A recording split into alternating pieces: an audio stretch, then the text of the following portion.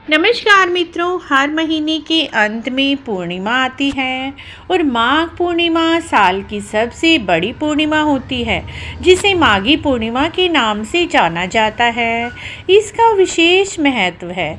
इस बार पूर्णिमा 5 फरवरी 2023 दिन रविवार के दिन पड़ रही है।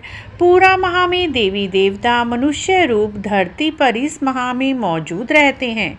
माघ पूर्णिमा के दिन गंगा स्नान, दान, पुण्य आदि का विशेष महत्व माना जाता है। इस दिन श्री हरि भगवान विष्णु गंगा नदी में विद्यमान होते हैं। इसीलिए माघ पूर्णिमा के दिन गंगा स्नान को मोक्षदायिनी माना जाता है और बताया जाता है इस दिन गंगा स्नान अवश्य ही करना चाहिए। चाहे यदि आप घर पर भी स्नान कर रहे हैं तो स्नान के पानी में कुछ बूंदें गंगा जल की मिला लें। इस दिन पूजा पाठ के दौरान माघ पूर्णिमा की व्रत कथा सुनना और सुनाना भी बहुत अच्छा होता है। इससे भी माघ पूर्णिमा के व्रत का फल मिलता है।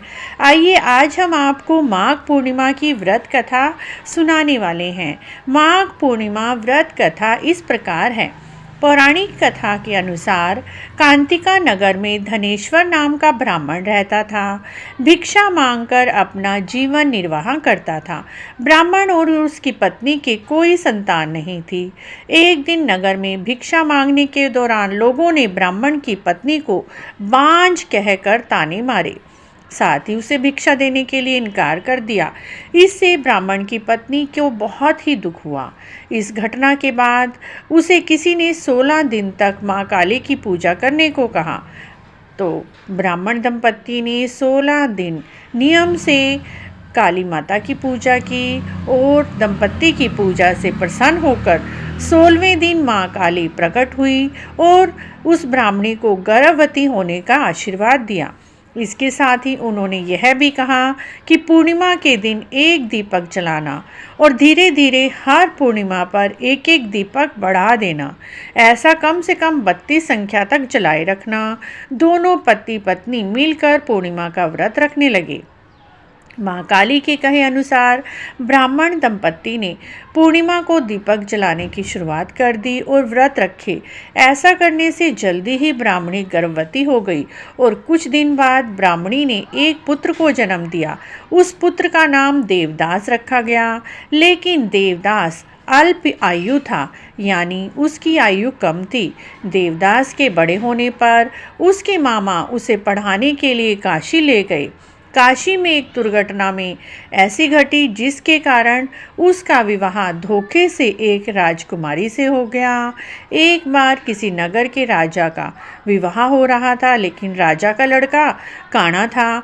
उस सुंदर लड़के को देखकर राजा के मन में विचार आया कि मैं अपने लड़के की जगह इस लड़के को उस लड़की से विवाह करा देता हूँ। और ऐसा सोचकर उसने उस लड़के के मामा से बात की। मामा इस बात के लिए मान गया। उस लड़के का विवाह राजकुमारी से हो गया, लेकिन वह लड़का बहुत चतुर था।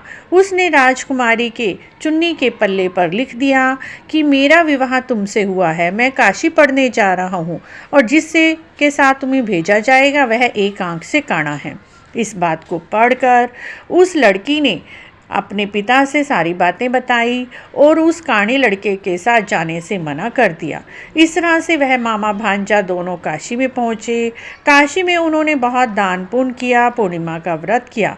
ब्राह्मण दंपत्ति को पता था कि मेरा पुत्र अल्पायु है। वह उसकी अल्पायु को देखकर बहुत दुखी थे। इसीलिए उन्होंने पूर्णिमा का व्रत किया और छत पर चढ़ गए, क्योंकि उस दिन उनके पुत्र का अंतिम दिन था और उन्होंने यह प्रण किया, यदि हमारा पुत्र वापस आएगा तभी हम छत से उतरेंगे, नहीं तो छत से कूदकर जान दे देंगे। लेकिन ब्राह्मण दंपत्ति की पूर्णिमा के व्रत से और लड़के की पितृभक्ति मातृभक्ति से प्रसन्न होकर भगवान ने उसे दीर्घायु का आशीर्वाद दिया। जब मामा और भांजा के नगर में आने की बात ब्राह्मण दंपत्ति को पता चला तो वह बहुत ही खुश हुए और छत से उतर आए।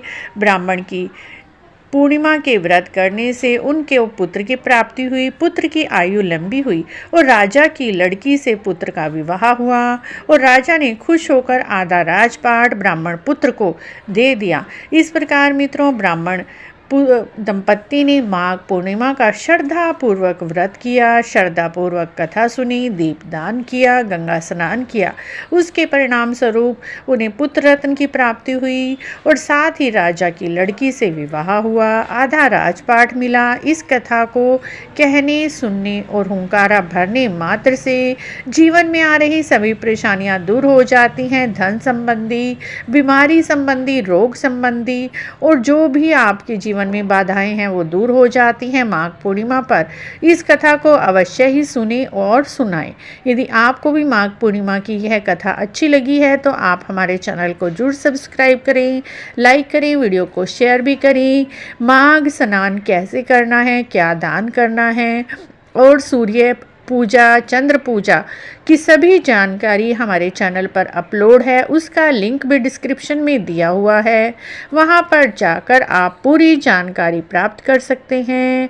राधे राधे मित्रों, यदि आपको यह जानकारी अच्छी लग रही है तो आप कमेंट भी ज़रूर करें। जो भी आपके डाउट हैं वो हम आपकी सभी समस्याओं को समाधान करने का पूरा प्रयास करेंगे। वीडियो देखने के लिए आपका बहुत बहुत धन्यवाद।